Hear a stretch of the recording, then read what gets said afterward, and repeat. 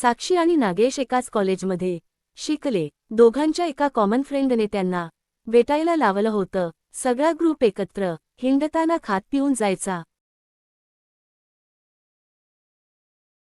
पण साक्षी आणि नागेशची जवळीक वाढू लागली. ते पाहताच ते एकमेकांच्या प्रेमात पडले. आता दोघेही एकांतात वेळ घालवू लागले. हॉलमध्ये हिंडणे, एकत्र सिनेमा पाहणे, एकत्र अभ्यास करणे, हे सगळे एकत्र करायचे.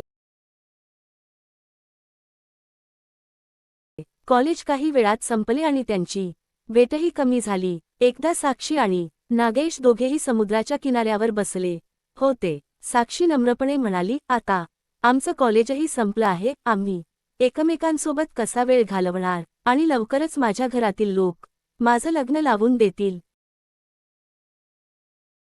तिचा हात धरून नागेश म्हणाला, साक्षी, काळजी करू नकोस. मी 1-2 कंपनीत अर्ज केला आहे. थोड्याच दिवसात मला चांगली नोकरी मिळेल, मग घरी सांगू. 2 आठवड्यांनी नागेशला एका चांगल्या कंपनीत नोकरी लागली.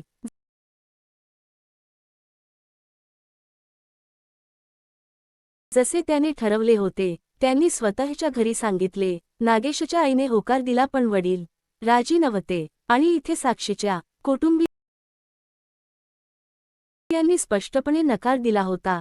दोघांना खूप काळजी वाटू लागली की आता काय होणार.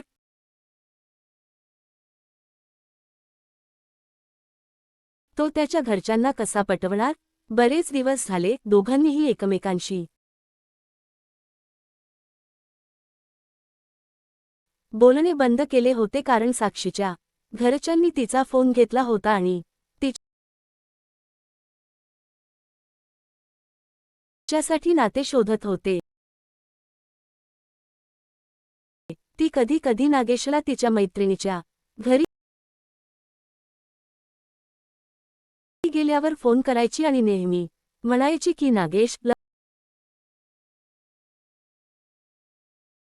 लवकर काहीतरी कर, नाहीतर माझं लग्न होईल. माझं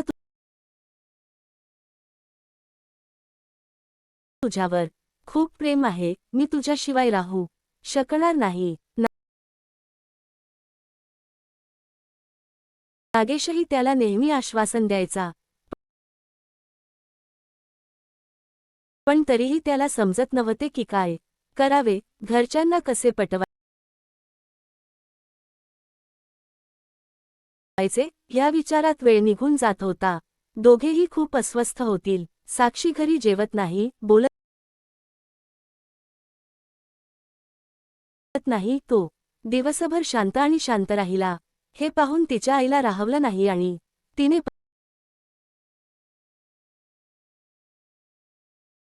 पतीला समजावलं की माझ्यासाठी माझ्या मुलीच्या सुखापेक्षा काहीही महत्त्वाचं नाही आणि आता तिचं लग्न झालं तर फक्त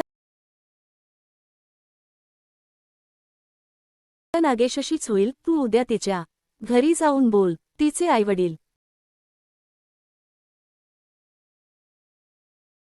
दुसऱ्याच दिवशी नागेशच्या वडिलांनी साक्षीच्या घरी जाऊन साक्षीच्या आई वडिलांशी बोलून मुलांच्या आनंदातच आपण सुखी राहू असे त्यांना समजावले. माझा मुलगा एका चांगल्या कंपनीत काम करतो आणि त्याचा पगारही चांगला आहे. तो तुमच्या मुलीला खुश ठेवेल. नागेशच्या वडिलांचे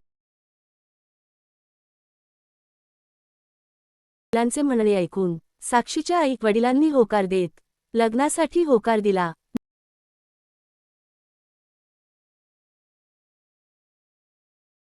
नागेश आणि साक्षीचे लग्न थाटामाटात झाले. दोघेही खूप खुश होते. हनीमूनसाठी तो शिमल्याला गेला होता. हनीमूनहून परत येताच नागेश आपल्या कामात व्यस्त झाला. दोघेही आनंदी जीवन जगत होते.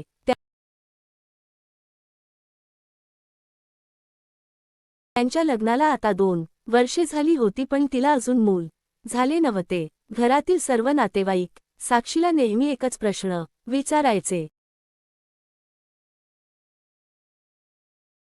की ती कधी चांगली बातमी देते का. पण ती नेहमी हसत हसत बोलायची. नागेश आणि साक्षी यांनाही मूल हवे होते पण ते मिळत नव्हते. अनेक डॉक्टरांना दाखवले, सर्व तपासण्या केल्या पण काहीच फायदा झाला नाही. साक्षीच्या सासूबाई तिला बाबांकडेही घेऊन गेल्या पण तिथेही तिची निराशा झाली. साक्षी खूप अस्वस्थ होती. आपण कधीच आई होऊ शकणार नाही याची तिला काळजी वाटत होती.